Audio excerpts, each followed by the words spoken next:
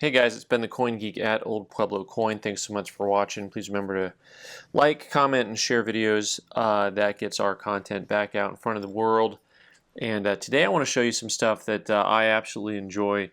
Of course, numismatics, the study of money and coins, but also pretty much anything made out of metal, which gets you into actual metals, which also gets you into areas of everything from parties, commemoratives, expositions to more official medals put out by governments and for military action. And this is not a military medal, but I have a bunch to show to you.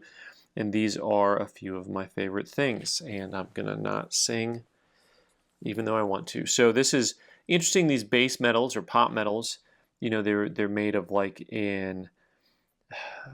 lead aluminum mixture thing. They just call them pot metal. You can see it looks like, it feels like I could just kind of bend the thing. Queen of England, Empress of India, of course, with bad vision. I thought it said Ionia at first. I'm like, what? And then I realized, no, that's it actually just says India. And this piece is, here we go, Borough of Plymouth, Queen's Jubilee, 1887. So celebrations all over the place. This piece looks like it was possibly struck over another piece. You see the lettering over there, or just struck twice. Not that big of a deal on an issue like this. The original little tin metal crown, and you could hook it onto a piece of clothing or wear it proudly. And so that's 1887. And India, here you go into Edward VII and Queen Alexandra with their 1902 coronation. And also a pot metal, much thinner piece. It's funny because I'm looking at it and I'm thinking, this piece looks like it's made in a more rudimentary fashion than the previous piece is. But, everybody's allowed to celebrate. They made medals with the material they had around them and available to them at the time. Actually, this piece has a beautiful amount of luster for a pot metal piece. On the reverse, the obverse, the front here has luster to it also still. Just still not as bright as the other side does. Now we get to the fun stuff. Like I really have always been fascinated with and enjoyed British military-related medals. There's a George VI piece, and always liked just how nice the bars are on top of them, how strong and handsome they look. That way that they're put together here reminds me almost of a nice watch or something like that. For faithful service in the special constabulary, like, is this French? What am I doing here? It's funny because, I make up words all the time, so when I see a word that I think is made up, I can't say it. Well, it's got the word constable and then airy, but I don't think it's pronounced constabulary. Well, maybe I just said it right, actually. And on a lot of these medals, and we'll see some other really cool ones here in a second, they'll actually have some type of writing on the edge. Oftentimes they'll have the name of the person. Airy J. Dyer. Gunna. So very cool. I actually think that an Edward VI piece should be quite scarce, but I could be wrong about that. Here is an Edward VII. And just from a visual standpoint, once again, you want to talk about a piece that is someone wore for a while. It has a little sheen to it, but also has just lovely, lovely, what we would call in America, toning to it for a silver piece. For long service in the volunteer force. And look at, I want my US mint medals and coins to look like this thing. The design is lovely.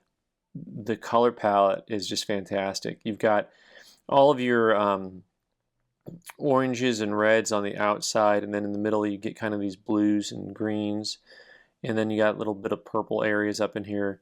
Just a lovely piece.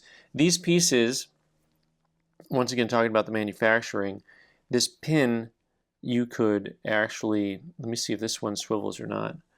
This one doesn't swivel, but also that pin could be removed, and then you could switch it around to the other side, and so you could wear the ribbon the other way if you wanted to.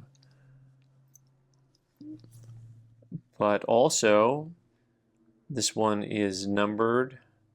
I think that's probably Corporal. Is that what that is? Corporal, CPL, W Hills, 4VB, RLW, Surrey Regiment. Don't know what all of the ins and outs on that mean exactly, but visually, just a very compelling piece of history.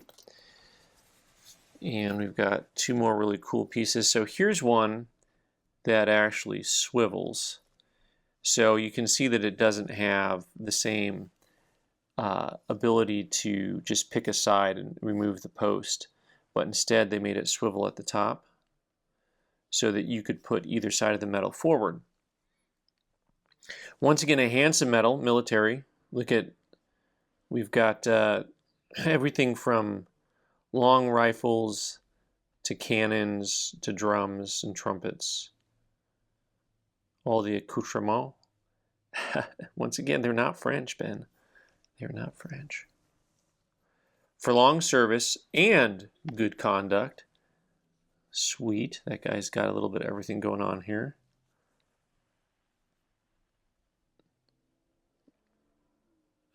Five Sergeant P. Daly or Daly. North R. Cool piece, but one of the fun things about these, of course, so these are all basically service medals here, here, and here. But some of my favorite pieces are the ones where they're actually going to have, a statement of where they fought at. So you'll see these for the service that they did. By the way, there's U.S. medals similar to this that have, you know, for oh my gosh, the U.S.-Mexican battles, and it has a very similar thing where it actually says what it is. So this one's really cool because this is Jowaki, 1877 to 78. I've got to think this is a pretty scarce piece. It was a somewhat of a rebellion, I guess, that was put down in India. Once again, this one swivels at the top, but they had they were going to decrease pay to the local Indians that were taking care of the region for the Brits, and then there was some type of an uprising. Beautiful, handsome portrait of Victoria, and once again, really lovely eye appeal on this piece, and we probably have the designer's initials right there. Hard to see on that, but also, let me see here, numbered PTE, Jeremiah Daly. We got the same last name as that other one, different 2/9 foot. So what was the, let me see here. Whoop. P. Daly, not P. Diddy, but P. Daly. Jeremiah. Yeah, so these I'm going to guess because if you look at the style of them, this one's not dated on the right, but also appears to be siblings, I would guess, all in one family. And because the names appear to be different, but these seem to be from the same time period based on how they're manufactured. Of course, this one here, the Jowaki one, is actually dated, so you can tell when it's from. But these are all have always been among my favorite types of things. I'm surprised I haven't just collected them over the years. It's the type of thing that if you're ignorant, you can collect without any knowledge because you just look at it and go, oh, I don't have one of those yet. Believe it or not, I know a lot of people who collect things that way, where they'll be like, oh, I don't have one of those, I'll buy it. And they have no knowledge of anything on the history, and so on and so forth. All right, guys, so anyways, thanks so much for watching. Appreciate it. Any one of you who collect these, please chime in. give us the 411, what's all the details, and let us know. All right, guys, thanks so much for watching. I've been the Coin Geek. You can subscribe by clicking on the owl button in the corner and watch more videos on the right side of the screen. Thanks.